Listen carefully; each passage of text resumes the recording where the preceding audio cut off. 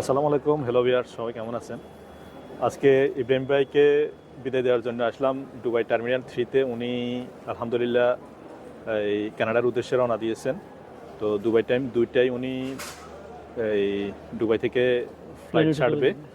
তো সবাই দোয়া করবেন এই ভাইয়ের জন্য, আল্লাহ যেন ওনাকে সহি সালামতে পৌঁছায় কানাডাতে, এবং যে নিয়তে যাচ্ছে আল্লাহ যেন ওনার আশাটুকু কবুল করে।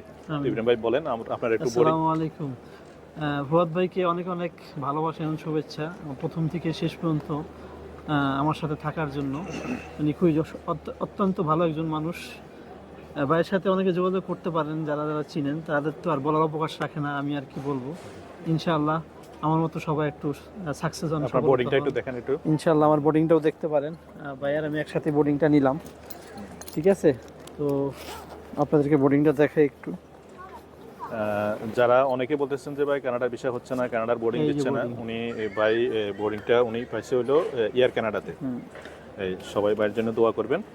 তো ওকে, আল্লাহ হাফেজ, আসসালামু আলাইকুম।